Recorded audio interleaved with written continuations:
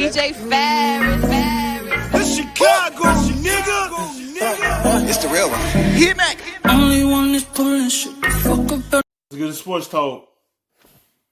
You saw the jump Mahomes had from his second to the third year, the way he was comfortable with his team, the way he's comfortable in himself, being a leader, being a playmaker. I see that same jump for Lamar. Let's take a look at that a little more closely. Dominique is with us this morning, and Rob Ninkovich jumps in here. And so, Rob, let me start with you. If you're looking at all the quarterbacks in the NFL who are 25 and younger, let's put Mahomes out of the conversation. I think unanimously everybody would take him.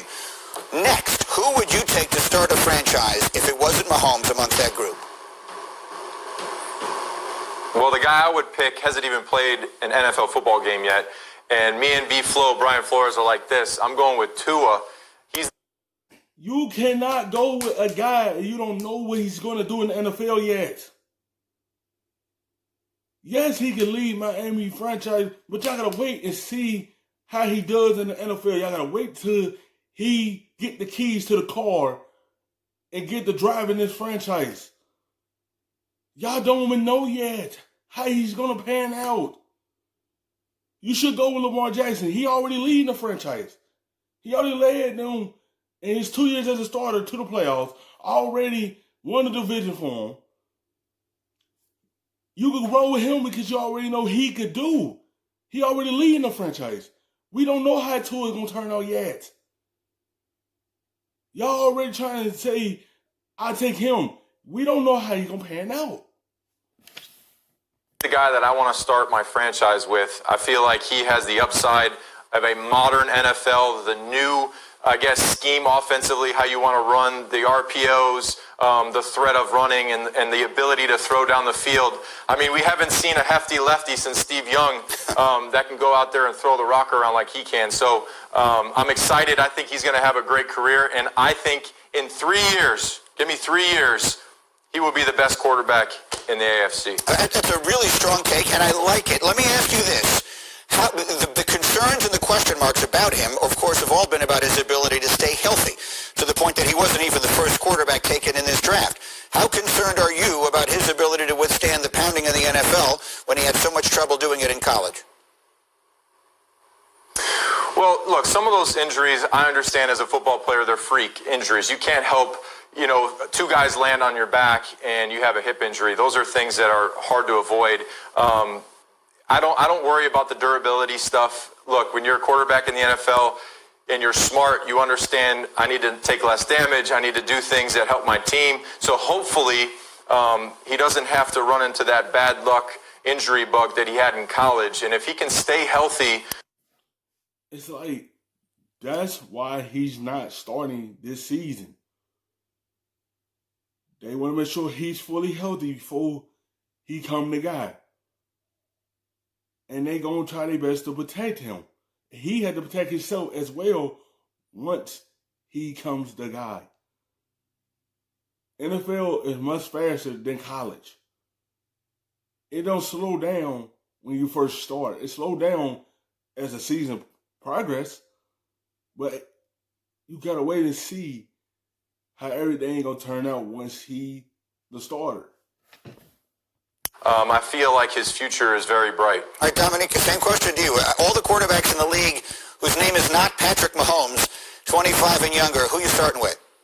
Well, I think it's Lamar Jackson, but we're just going to just cruise on by the fact that Rob said that Tua is going to be the best quarterback in the AFC in 3 years, which includes Patrick Mahomes. But anyway, Lamar Jackson is the guy I would choose because he has so few question marks compared to everyone else that we're talking about. I think the one thing that you would want Lamar Jackson to get better on, and it's something that Rob brought up on Friday, I thought he did a good job of illustrating how he can make better decisions as far as when he can get hit and when he can avoid getting hit. Making decisions. I think this was the play on the sideline where he could have stepped out and he went back in and took a hit. That wasn't it there, but he does make those type of decisions. If that's all he has to address, then we got a lot to... Like, he's going to learn that. You seen last season, sometimes he'd duck out of bounds, slide. Like, he's going to learn everything as he continue go on in his career. He's still young. He still got a lot to learn, and he will learn this. That's what I'm saying. Started with him because you already know what he brings to the table because he already got the keys to the Ravens' car already. You already know he can lead the franchise because you already seen it in 2 years. Then he's going to be quite a great quarterback for quite some time. I think the other question marks for so many other people, Tua, I know what we're projecting, but we projected great quarterbacks before who haven't panned out. I think Tua will be good, but saying that he's going to get to MVP level like Lamar Jackson, I think is a little outlandish. And I know people would point out that Lamar Jackson... Man, that's another thing. Like, in 2 years as a starter, he already an MVP. I don't see how you don't want to start a franchise around Lamar Jackson, and he already have an MVP under his belt. Already won a division under his belt. Only thing he had to get now under his belt is a playoff win. Isn't necessarily the best passer, but he's a lot better than people think. If you look at his passer rating in man end zone, he's top 5 for both. The only other quarterback to do that last year was Drew Brees. So, he's throwing the ball well. I understand it's also because he can threaten with the run, but I think he's the guy that you can build around with his unique style, his unique skills, and his ability to read coverages, hang in the pocket, and deliver the ball, and his accuracy's improving. I would love to build around him. I know who you're going to say, though, Greeny. I would say Sam Darnold, but I'm going to leave him out of this for the moment. I want to focus in on that because, interestingly, the concern for both of the quarterbacks you're talking about, Lamar Jackson and Tua, are about durability. And in the case of Tua, it's because we've seen all the injury, and in the case of Lamar Jackson, it's because he does get hit so much. And historically, that does not bode well for a long career. I believe this is going to be the play that you were talking about, Rob, the other day. Yeah, he could have made a much better Just get out right there. Just get out. Nick, you see it? That's the And play those that we were plays in talking about. particular, Go ahead, Rob. yeah, those plays in particular, those plays could affect his process of becoming better in the third year, because any in particular play like that, when you're getting hit hard, could affect your accuracy and throwing the ball down the field. So if he's taking those hits, it's not going to help him progress in his third season. Go ahead, But I Dominic, real think that's quick. an easier. He's going to learn how to continue stepping out of bounds, sliding. He still have a lot to learn because he's still a young quarterback. He's going to learn how to step out of bounds a lot more to protect himself,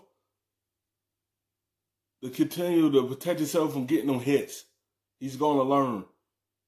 He's going to look at the film and say, oh, yeah, I have to step out of bounds. Yeah, I have to slide. I have to protect myself and my team.